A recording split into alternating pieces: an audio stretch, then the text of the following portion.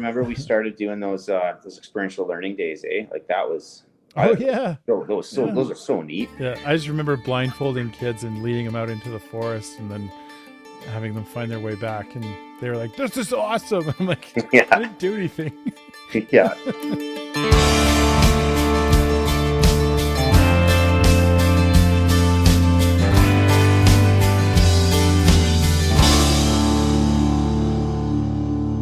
Just for the people listening, it's like Marshall Corbett is a teacher. Although you're going to give a little more details on your title here in a sec. But he and I taught together when we both lived in Jasper, Alberta. Marshall was the shop teacher primarily, although I think you ended up teaching a few odds and ends along with that. Yeah, I was if doing I'm not mistaken. some PE and then a little bit of math science at the time and some careers and Yeah, stuff. But yeah, towards the end it was just PE and shop. yeah, and you really can't escape Jasper and not kind of love the outdoors in some way, like love, have a love for the outdoors because Jasper's so gorgeous and has so many places to explore. And yeah, it's just such a beautiful place. So that's the context for how I know Marshall. Now that was like, ooh, we left in 2018. Yeah, I Since left in then, 2017, so it was yeah, 7 years ago. Yeah.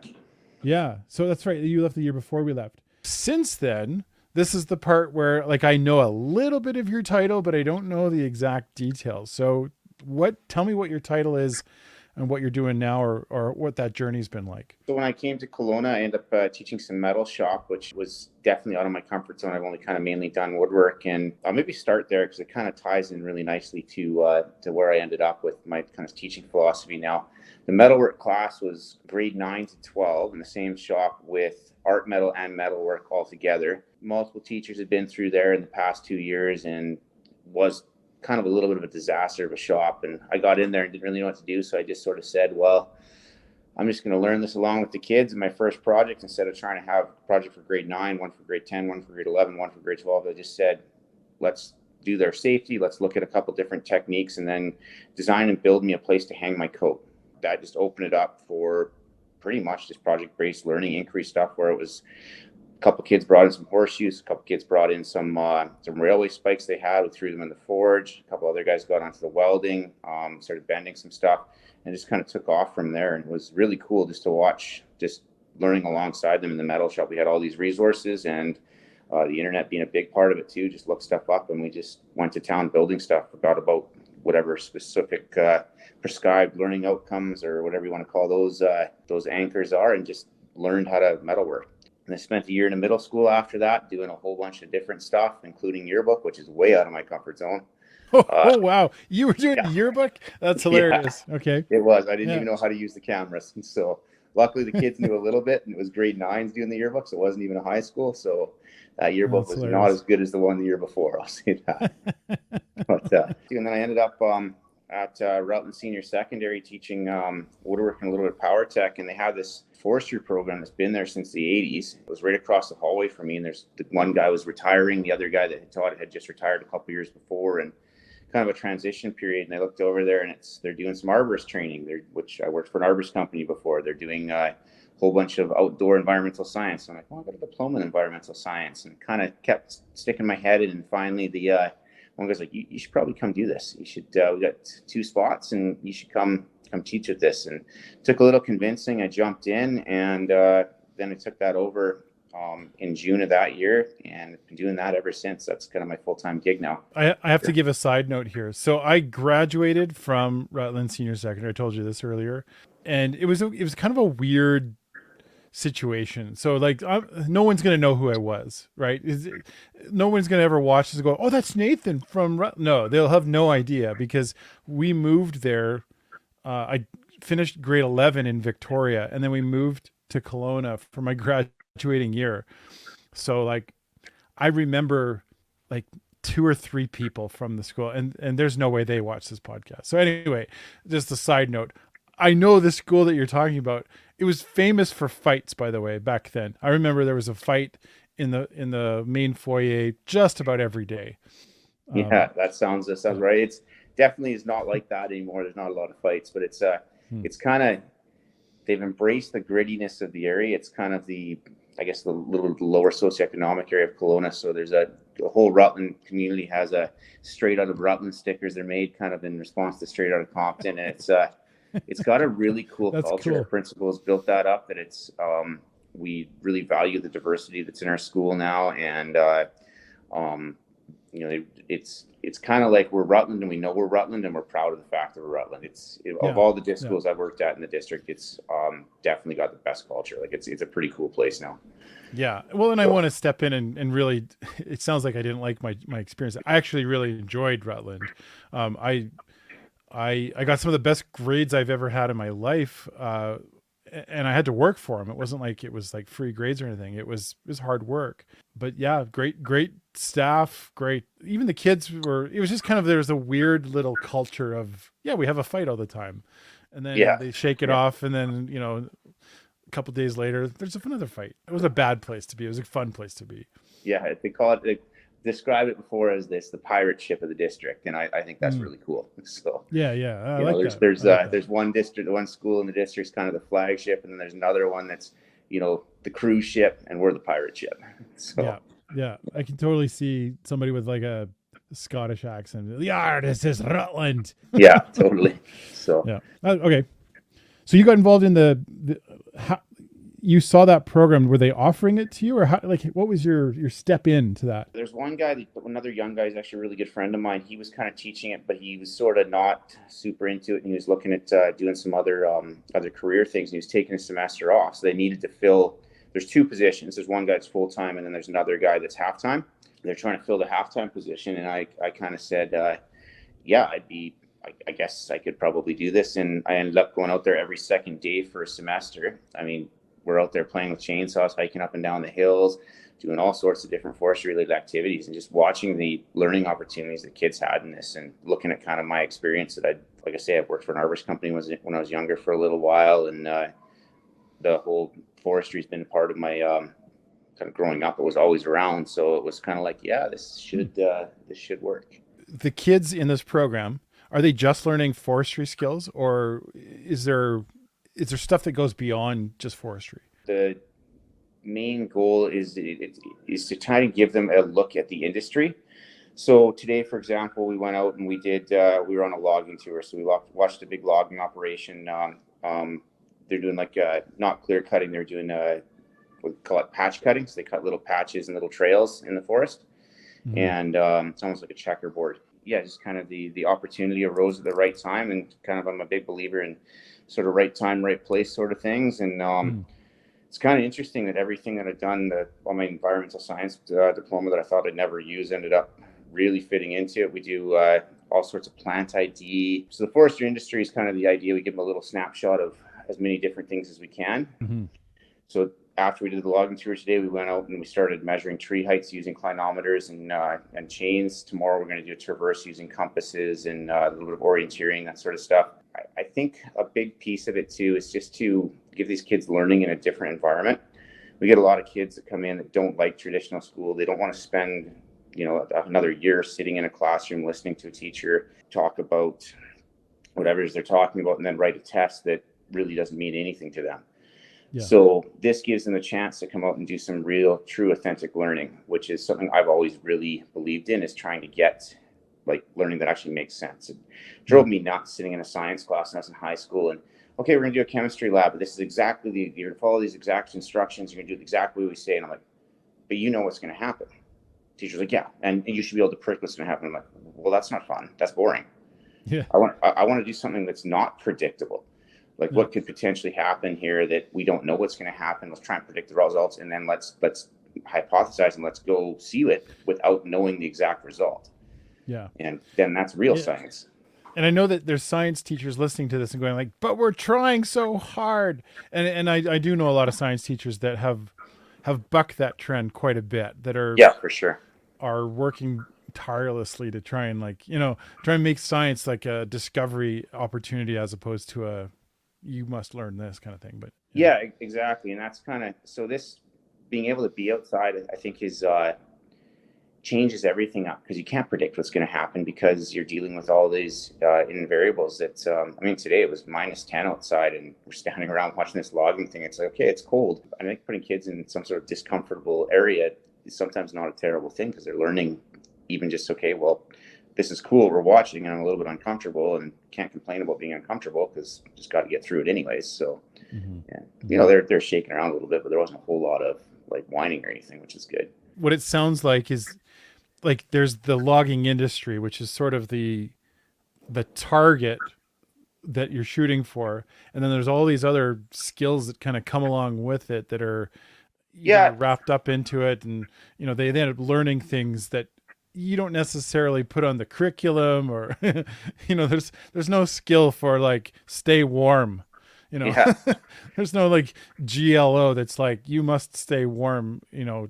But that's what I'm getting at is there's a certain amount of learning that's happening. I would argue what it sounds like a significant high amount of learning that's happening beyond this target of learn about the logging industry. Yeah, exactly. And that was just today. I mean, we do all sorts of like we'll do tree planting, firefighting, forest health, all like as many different things as we can, hoping something resonates with some kid in the class. I mean, you call it soft skills. I haven't yet found I'm looking for a better term than soft skills because I don't think they're soft at all. But that's, I think, is one of the most important things we're doing in education, regardless of what the curriculum is it's teaching kids those how to work, how to work for a full day, how to have communication skills, how to work as part of a team, you know, how to be resilient, right? I mean, we pivot all the time when we have days of like, okay, well, here's our plan for today. We're going to go out and do tree heights. And then we see 3 eagles hanging around. It's like, okay, well, now let's actually talk about eagles and what the apex predator system is. Yesterday, we had a fur trapper come in and talk to us about environmental management from a fur trapper's perspective.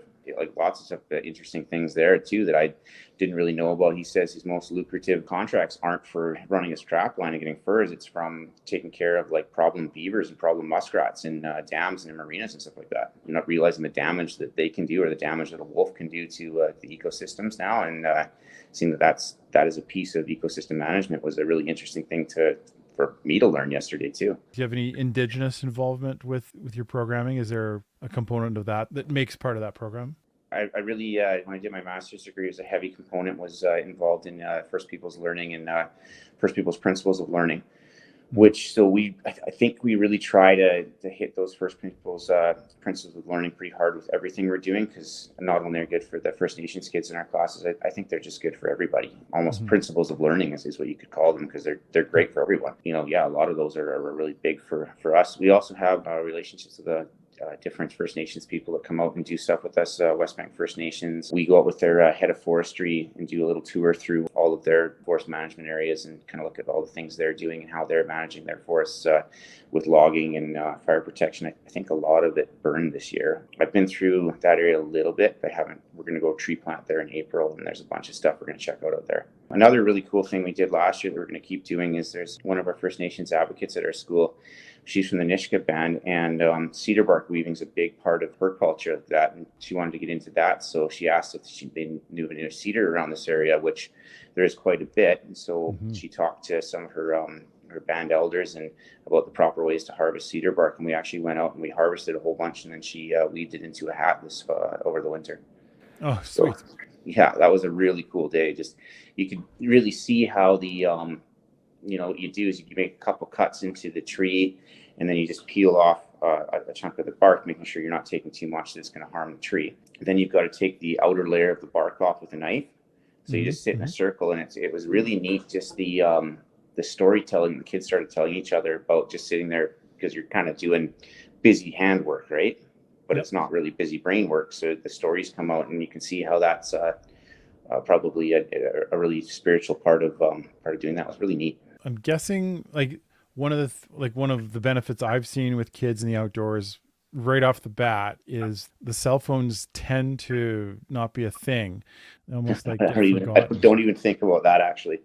Yeah. Like I honestly, like you mentioned that, I'm like, yeah, you're right. There really isn't. That isn't an issue. That really isn't. It's because that's how little I think of it.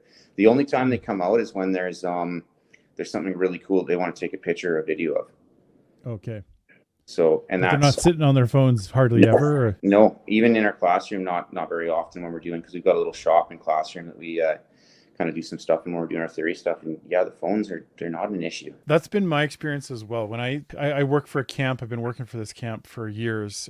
Well, Faces. I don't know if I ever told you about Yeah, I Faces. remember. Yeah, I remember talking about faces Yeah, for sure. I work for them now as a videographer. That's kind of my big job with them. I do a lot of their promotional stuff, and at Faces, we actually challenge the kids to just leave the phones behind.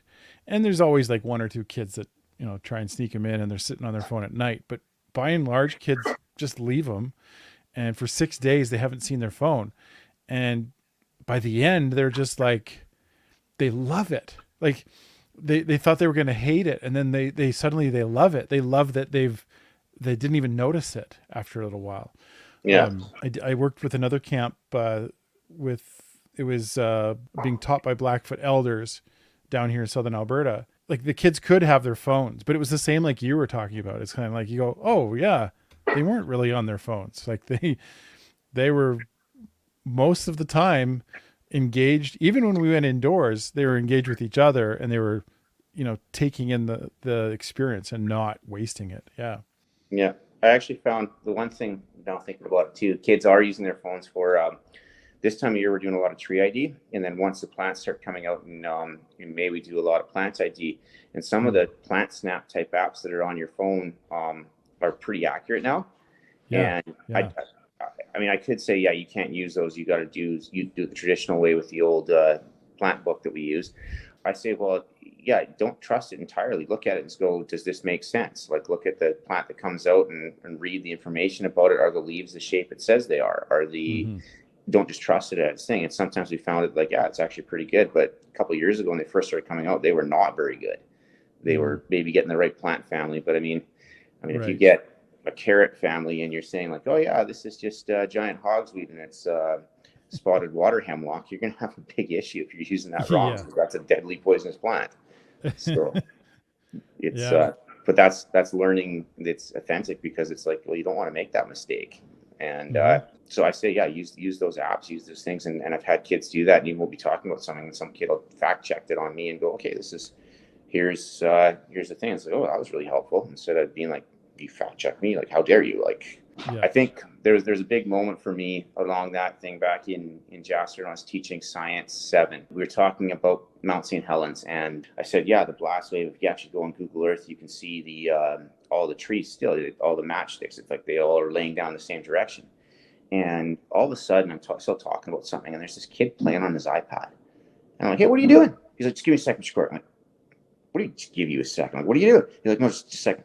I'm like, whatever. And he pulls it up. He's gone on to Google Earth. And he's like, yeah, check it out. You're right. And here's it laying there. I'm going like, okay, actually, that was really cool. Now everyone can see that. Like, okay, guys, let's gather around. Let's pivot here. It gave some agency to that kid for him being able to take that ownership and say, hey, look what I can do. Isn't it funny how we're as teachers, we're often conditioned to like look for that and go, that kid is not on task, Yeah. And there's a whole like how to help kids be on task, right? A whole system designed to kind of keep everyone looking the same and doing the same things.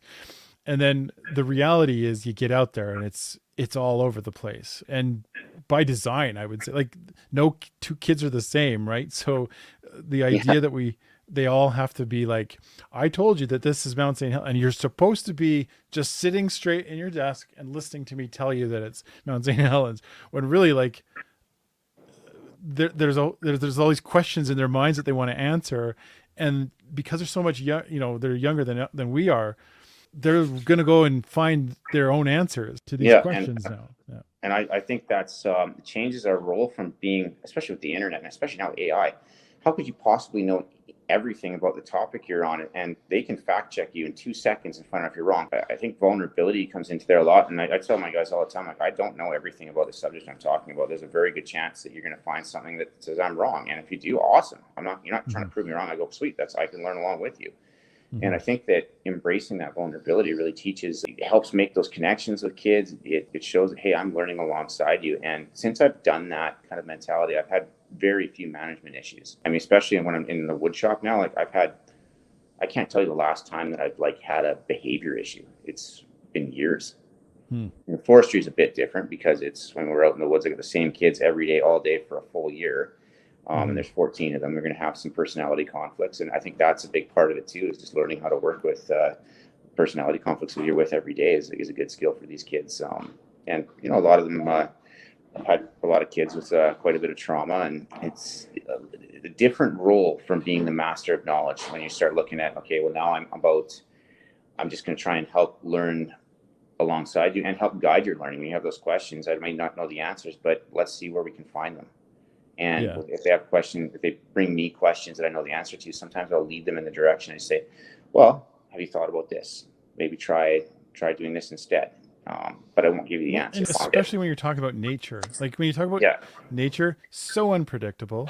Sure, like how to like identify a plant by the certain shape of the leaves, blah blah blah blah. But are there going to be variants? Absolutely. Are there going to be like strange, anomalies and things like that's the nature of nature. It's unpredictable and Yeah. and somewhat random. And so the idea that you hold this knowledge is, you know, is bonkers if you think about it that way, right? Well, and I think you're a more effective teacher when you don't know all the knowledge, but you know where to help them find it instead of, Mm-hmm. because it's too easy if you know the answer to just say, like, you get tired, you go, okay, here's the answer because I don't have a, it's easier for me to just give you the answer than this to try and help you find it if I know it. But if I don't know it, then how could I possibly do that? In my first couple of years teaching this forestry thing, man, there was a lot You of were a stuff that I didn't student. know how to do.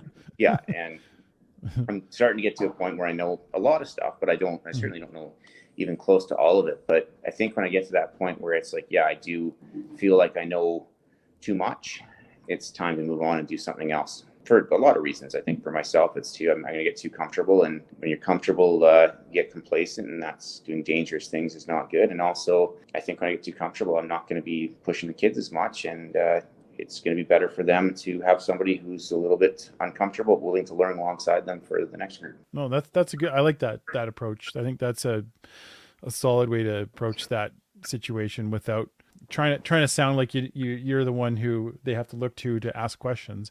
You're teaching them to ask the questions, really. I do have a question around, like, have you observed kids and heard kids discuss why they like the outdoor, like being in the outdoors as opposed to being in a classroom? Like, what are some of the things you've heard kids say or bring up that kind of confirms that? We've got a little promo video. They talk about some of that stuff, and I always kind of get snippets when they talk to other people, come back and they say why they like it and stuff. I think one of the big things is the variety. It's different every day. Like they ask me quite often, what are we doing today? And I say the same thing we're doing every day, trying to take over the world. Mm-hmm. It's a little Pinky in the Brain reference. If you watched that as a kid, that was one of my favorite shows. But I've kind of thought about that a lot and really got into that deeper. And I think we are, in some ways, trying to take over their own, individual worlds every day when we're out there. So that's what we're trying to do and it's going to be something different every day. And sometimes I don't even necessarily know. We're going out to the woods and we're going to go for a hike and talk about geology, but whatever we see out there is going to be the teacher. The forest is the teacher. And we're just there to ask it questions and learn from it. A big part of it is they like the variety. I think they like the fact that they're outdoors, that they're moving around. They've got their hands and stuff. They get dirty. They come home smelling like a campfire almost every day. They get to play with chainsaws a little bit. They're climbing trees. Like, their big portion of our program is the arborist part of it. So on Thursday, we're actually going to go out and we're going to do some tree climbing. So they get to learn that part of stuff. They're playing with ropes. It's very tactile, and yet it's also very sciencey. One of the classes they get is environmental science, which is an academic science credit in BC. We do a couple cahoots. We do a little bit of labs and a little bit of paperwork labs, but there's no worksheets or quizzes or tests that actually count for marks. And I say at the end of it, like, we have to give a mark because the report card needs a mark, but I don't tabulate anything. We come up with that mark together, each student and myself and my teaching partner, and we have a conversation and basically say, how do you think you're doing? And we talk about that. And then at the very end of the conversation, we go, okay, so we got to throw some number at this. Where do you think you're at? And that's what goes on the report card for the number. But we downplay that because the report card is really irrelevant to anything other than if they're trying to go into university, which some of them are, but Yeah. it doesn't mean anything. What means something is what did you learn today? Mm-hmm. How can you transfer that to something else in your life, which is our grade 9, K to 9 now in BC has gone to a 4-point system, which we had in Jasper for our 7s to 9s. And I think it's just far superior to having letter grades or a 100-point system. And what's the difference between 95 and 88? Oh, so many conversations around that. Yeah. Yeah. It feels like those kinds of assessment, because I hate the word assessment. I always have, just because it feels like the playing field is still quite divided, despite it seems like a shift in education towards like what you're talking about, less categorizing and a little more generalizing. There's still people who are camped in and will not let go of, but percentages, Oh yeah, for sure. Well, it's but what they know. universities, et cetera, et cetera. So yeah, the university thing, I think that's just there's 90 teachers in our school, and I've said this in a couple staff meetings, and I get glared at from some of these people. There are 11% of our students that go to university. There's more that go to post-secondary, go to colleges or trades and stuff like that. But just because that's not the term when they say, well, we're preparing them for university. They say, we're preparing them for university. They don't say we're preparing them for post-secondary. And I go, yeah, there's 11% of our students go to university. What about the other 89? What are we doing for them that's benefiting them? And really those 11%, I mean, even a lot of them could probably benefit from, some more authentic learning than trying to do the hunting the grades things. I mean, I'm sure you can think of a couple students you taught in Jasper. I'm definitely think of some of them too. That was, Mr. Corbett, you need to help me get my A. You need to tell me what I need to do to get an A, because I need to get an A so I can get into my next, I'm going to a private school and I need to get an A so I can get into private school. What do I need to get an A? And I'm like, well, you need to help me get an A. Yeah. And it's like, well, okay, so I'm going to give you a set of instructions and you're going to do the instructions exactly the way I say. Where would that exist in the real world? Well, you're not going to be a boss. You're going to be an employee that's being told what to do. So you want to be someone that's actually going to be thinking on your own and problem solving. You've got to do something more than just follow my instructions. And that's what our new BC curriculum there, the 4-point system is extending, proficient, developing and emerging. And there's a lot of talk around what is extending. Well, I mean, you might have 1 out of every 25 kids is extending because they're going beyond and above. If you're doing exactly what I told you to do, you are not extending, you are proficient. And if you're doing it very well, if you're getting kind of there, you're developing. If you're not doing much, well, maybe you're emerging. But to be extending, I can't tell you what that is. You got to figure that out. So, yeah. And I think that's awesome. British Columbia is always, in my mind, I know that they don't rock the scores globally like Alberta does, but to me that doesn't mean anything. British Columbia has always had I remember going there and it was letter grades. I know that that's an older system, but Alberta's percentages still, right? At the end of the day, they want a percentage, and this idea of a percentage to me is always just baffling, because just like you said, that what's the difference between a 87 and an 89? There's nothing different between those two marks. Well, you can structure your class to have, I've seen it. I remember seeing it in Jasper when I was there, that you had a class full of French immersion students, that every one of them is in grade 9 is a 4 on the 4-point system. And then when they got their French immersion, whatever that was, their grade 9 diploma exam, the average mark was like 52%. So something's not in line there, whether that means that the teacher just said, no, screw this, we're going to talk about something else, or something's out to lunch, but those don't align. Same thing with, you structure any class to have every kid doing well or every kid not doing well. It really depends what you're assessing. And even with the curriculum that's saying that this is what you're supposed to be assessing, that doesn't necessarily mean the same thing to every teacher, and nor should it. We're talking about assessment. I hate assessment. And yeah, so do I, and I find myself all the time getting into it. But I think to know how to break the rules, you have to know the rules really well, is one thing. And then you can start breaking them. And I think I've really broke the rules on that one with the way I've been doing things. I don't assess when it comes right down to it. I even in woodworking, I don't mark the kids' projects anymore. Again, we have a reflection that they do, and they reflect on it, and then there we go. That's it. And I think that is authentic learning. Where as soon as you get rid of that, you start saying this. Like, I've had kids ask, "Do you want to mark my project?" I go, "No." Do you know what you did well? Okay, well, what would you do differently next time? What did you learn from this? Mhm. That's all the assessment you need. You don't need to put some stupid number on it. Let's just Mhm. let's authentically learn. And that I think is I think you have to have that kind of mention that let's just forget about marks entirely. We'll come up with that later, and then you're going to end up kids step out of that comfort zone of being there, and then they're ready to learn. What are some of the other partners that are involved with your program? Because it's not just going to be you and a bunch of kids and hey, Yeah. look, there's a tree. Let me teach you about like yeah. Who are the partners that are involved with this? Oh man.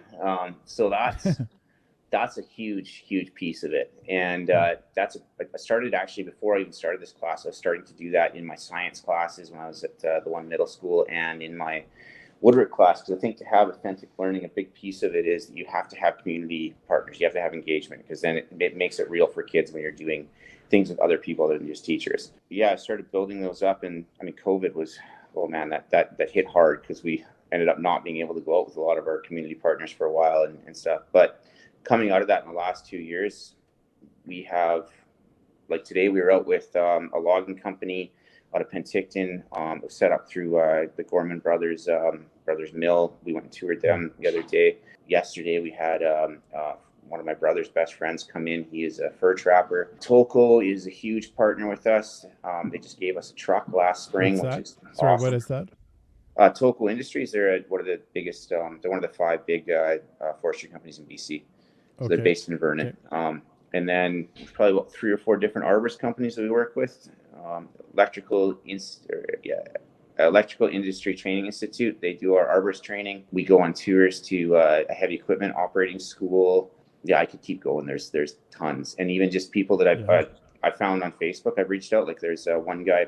He started doing chainsaw carving a couple years ago, and he was Yeah. selling his stuff on Facebook Marketplace. And I was like, okay, well, let's just take a little swing here. And I messaged him, said, hey, I teach a high school forestry class. Any chance you're interested in coming out for a day? And he's like, well, do you want a demo, or do you look? And I'm like, well, yeah, a demo. We've all these kids have their chainsaw certificate. We've got 16 chainsaws. If you want to show them and teach them a little bit, we could. And since then, we bought a bunch of actual carving chainsaws. I didn't even know they were different at the time. And the Oh guys yeah. come out I didn't know. a couple Yeah, of it's the times. first I've heard of it. Yeah. Yeah, this guy it was probably one of my favorite days of my career. The first day he came out, it was amazing. He's so good at it, and he was so good at teaching it. Mm. And it's now, he says he loves doing it every year too. And the kids learn so much in just a couple hours. Like some of them, one kid carved an Ogopogo last year with this guy helping him. Like never carved anything before in his life, and it's just like, Oh, and it cool. looked pretty good. So it's really neat to be able to have these partnerships and someone come in. And I think to make those, I just reach out and see. And I mean, not everyone's is a home run. I've had a couple that have really bombed on me that have been like, okay, we're leaving now. We're not staying here. Mm. And other ones, I'd say by and large, though, I just keep swinging, and sometimes we hit some home runs, and we've had some really good community engagement with that. Timber cruising, firefighting. We've got a guy who comes in and does our S100 firefighter training, and so. Oh, wow. So is that a certificate that they'll get for it, or how's that work? Yeah. Yeah, so that's a certificate, and then they can go work for a contract crew. Or actually, this week we're just trying to set something up and see if we can get a junior initial attack program going with the ministry. So a couple of them can go and do that for the summer and actually work for the ministry. And as you've seen, and maybe you've paid any attention to the media in BC the last couple of years, I've driven past lots of those fires in BC. Yeah. Yeah, it's a big deal, and that's something that's. I ended up 2021. I said, call me as the last resort if you can't find anybody, and yeah, I got called. Yeah. So I was out a couple times. So. I figured you were probably out during your summer break, out fighting fires. Yeah. Yeah, a little bit. Yeah. What you're basically describing is this is the connection between, or at least this is an opportunity for kids to kind of bridge that gap between the outdoors. I've taught outdoor programs where we're learning, like you described them. I don't know if they're soft skills, but it's like orienteering and first aid and all the outdoor related kind of skills, which I describe as outdoor education. And then there's another level that I would describe as more outdoor learning, and that's just we're in the outdoors and we're learning stuff, but we're not learning skills. We're not learning how to survive, or we're just in the outdoors because it works as a good medium for teaching stuff. You know, Yeah, so I got a really good story about that actually. We built the new school in Jasper. We were there the first year. You remember that was that little kind of outdoor classroom that was outside. yeah, Yeah. So as far as I know, not very many people use that. But I was like, well, I'm going to do this. And I tried it, but yeah, it was yeah, tough. I've got a thought on that one. So come back to the outdoor classrooms in a Okay. minute. I got a good thought on that one too. But anyways, this I was out there and we are teaching plant physiology for a grade 7 food plants for food and fiber unit, right? One of the things I did before that, instead of having them draw a picture of a flower parts, which is a pretty traditional assignment, I went to the local flower store and said, hey, have you guys got any flowers that I can use for my science class? And Yeah. I mean, the stamens on a lily and on tulips and stuff are huge. So it's like, it was perfect. So we're actually taking those apart and looking at them. And then we went outside and there was I'm pretty sure it was a mock orange tree outside that was just starting to bloom. And I went out there and we're all sitting around and talking about it. I'm saying, we were talking about pollinators. And I'm like, yeah, so they'll come out, like wave this in the air and the scent gets around there. And as I'm talking about this bee lands on the flower. And this grade 7 class, like, Mr. Corbett, look, it's happening. They're like, that bee's pollinating it. And it was like, there's no way that would have happened if I was inside. And I did not plan for that. It's like, okay, this is a cool moment that's out there because okay, let's just go with this. And I think outdoor learning, like you say, there's outdoor education, which you can even call outdoor recreation, maybe. But outdoor learning, I like how you said outdoor learning instead of outdoor education. When you go outside, and I think this is the big kind of reason a lot of teachers don't do this, because I think a lot of teachers want to go outside. So they plan their lesson and then they just go outside and they teach their same lesson. That doesn't work. You're in a different environment. You can't just go, okay, I don't have my chalkboard here or my whiteboard or my smartboard or whatever, but I'll just talk out there and the kids will listen. Well, no, they're going to get distracted because they get distracted inside. Now, all of a sudden, you get a whole bunch of stuff that you can see, a whole bunch of noises, sounds, things like that. So to have them focusing on you, teaching a lesson outside, it's not going to work, especially if it's the same lesson that you're going to plan inside. So you have to have a different kind of almost mentality about it, where it goes, let's talk a little bit inside about what we're going to see out there, and then let's just go out there and just observe and interact. Forget your objectives. Like, you have them kind of in there a little bit, but it's just, let's go outside and just see what happens. When I was at Kelowna Middle School for a year teaching science, again, we had another environmental type unit, and a lot of teachers are building ecosystems in a jar, which is a great project. But we had a wetland. Like, there's a little creek and wetland. They're like right in the school, like right outside. There's a creek running through the whole school property, a bunch of reeds and stuff. There's always ducks there. There was a muskrat in there. There was a heron that would come by. There was the turtle area. And there was one teacher that was really used this all the time. And then a lot of the other science teachers just didn't go outside. And I was like, we're spending this entire unit. We're going to spend at least 20 minutes of every class outside at the wetland, because when you talk about interactions in ecosystems, let's just go outside and see what we see. Yeah, it's right there. Yeah, it's I'm right sure there. these cool videos and whatever online, but it's literally, right over here. Yeah, and yeah, some of the kids would play around, fool around. So it's like, yeah, well, they're getting outside. They haven't been outside all day. But I'd let them do that for like 10, 15 minutes, and then we'd see something. Hey guys, someone saw this. Like, hey, what do we notice about here? How does this tie into what we were just talking about inside when we were talking about food webs? What's happening there? Yeah. Okay, cool. Like, is that a good thing? Is a bad thing? Invasive species. What's going to happen if a dog ran through here? And then you can start doing the scenarios, and they get, I find, far more engaged than if you're sitting in a classroom and 3 of them are looking at their phone going, oh, I'm just so bored, I don't want to be here. We talk about the same stuff. All of a sudden they can see it and they can touch it and they can smell it. When you say that outdoor learning, and looking at the classrooms, so I've seen several outdoor classrooms that have been built, and it's really exciting. A couple of people use them once or twice, and then they sit empty, especially in the winter. But when we moved here to Lethbridge, I pushed hard to try and get some outdoor education classes that I could teach, because all my whole course load was all English, and I was like, I need something other than just English. I did get some classes, and I don't want to throw anything under the bus, because admin and teachers and everyone at the school that I taught at are good people. They really are. There was just my biggest beef with the whole thing was, like, the classes are stinking huge, like 40 kids, right, in a class, and trying to, like, meet the needs of 40 kids is impossible, on any given day, just to get that out of the way. What I would do with my outdoor ed classes, and this was like pandemic, there was nothing I could do. Like I just felt like I'm not gonna Yeah, like show pictures. you're in full survival mode. So You know, I would just give them activities that you like, go in your backyard, go walk down, you know, whatever. But once the pandemic started to come back, I was like, I mean, we can't go on field trips because field trips were still, you know, not allowed. I decided to just embrace, you know, whatever. Like I went and picked up a bunch of diamond willow sticks, and I had kids carving diamond willow sticks, you know, best thing ever. Like that was for some kids, it was just like, this is the best class. I just sit and carve. There was nothing else that they were doing other than stripping the bark off, sanding these willow sticks, you know, making them into something beautiful.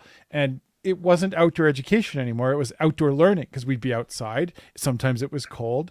I'd always, with a class of 40, there was always like 4 girls. Can we just go inside? How long do we have to be? You know, and I always tell them ahead of time, hey, bring extra clothes, come prepared, da, da, da, and they would always find reasons to go inside. Anyway, I'm starting to revisit all of my beefs with education. I don't want to go down that road. I want it to be positive. But, no, for sure. But I found that activity was, for the vast majority of kids, very cathartic, very real. You know, instead of talking about outdoor stuff, which was pretty much our only option to do, is sit in a classroom and talk about outdoors. And I could only do that for so long. There's only so many movies I can show about the outdoors before it just was like, I can't do this anymore. So I just decided we're going outside. We're lighting fires. You know, we had these little fire pits. We're setting up shelters. And it's just on the property because we weren't allowed to leave. We light fires in our compound before we get our bus. Every year we get 2 weeks like that. And one day it's like, hey, light fires. As soon as they're big enough, they would stay on their own, put them out. So, but I can get them going. So. All things aside, all of the sorry, I'm like almost triggered by this because there's so many other things I'm not saying that I couldn't stand, and just the hoops I had to jump through to try and just to get that stuff. All that said and done, it still was a positive experience for the majority of kids that attended, and I don't know, my approach to outdoors is always like, it's the best place you could possibly take a kid. And just like you said, it really has to be something you prep for, but you're not prepping for the same things you prep for in your regular class. You're not, you know, preparing your assessments. You're not preparing what you're going to teach kids.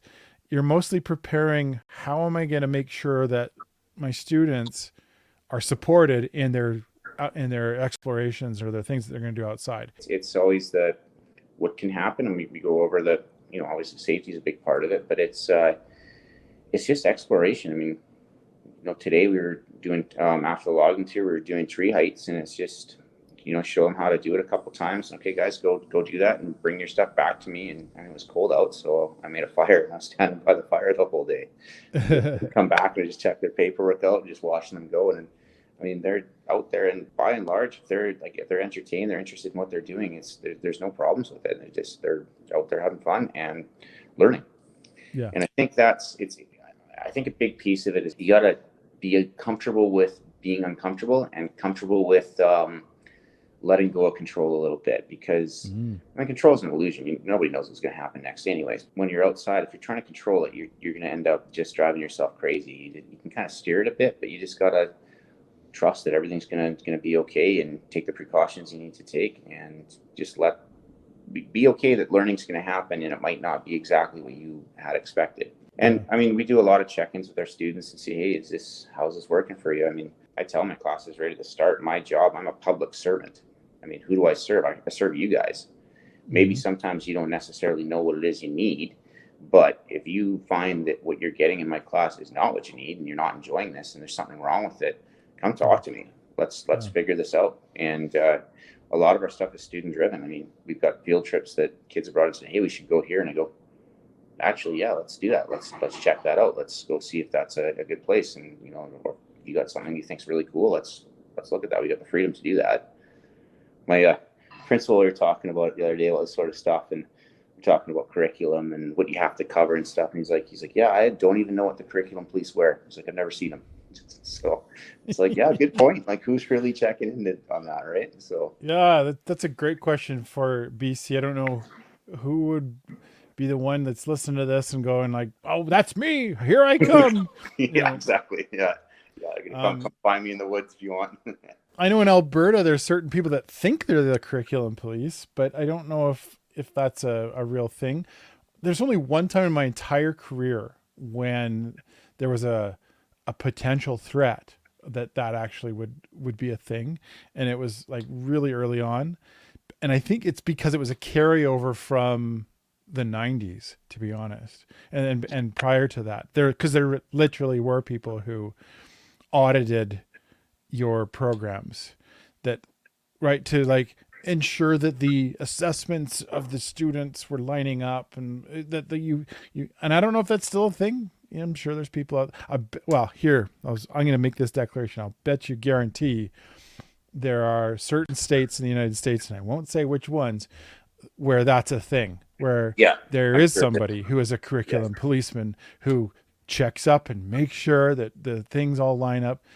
It just blows my mind, by the way. But yeah, yeah, I know in BC our new curriculum is written in such a way that I mean you can justify a lot of stuff that you're doing because it's mm, very open. And mm, I mean, we're based on 3 core competencies now. It's kind of overlying everything. There's some curricular competencies in there, but it's all based on communication, personal social connections, and critical and creative thinking. They've caught up because I think the 4 point system. I mean, I saw that my first year teaching in Alberta, and when it came here, I was here, and people are like worried about it and stuff. And I'm like, oh no, guys, you like this? This is awesome. It's going to take you a year or mm, two to get comfortable with it, but it's so much better and it's so much mm, easier for you. So, mm, and mm, there are a lot of teachers that when that first came out, they've been worried about it because it's changing what they know, right? You know, like I say, even the people when I said, I think most teachers have the right, you know, they want to do the right things. And I think there's some amazing teachers I see that are doing some really really cool things all over the place. And it's just mhm, like yeah, this is happening. We've got our district leadership team, instructional leadership team, they call themselves.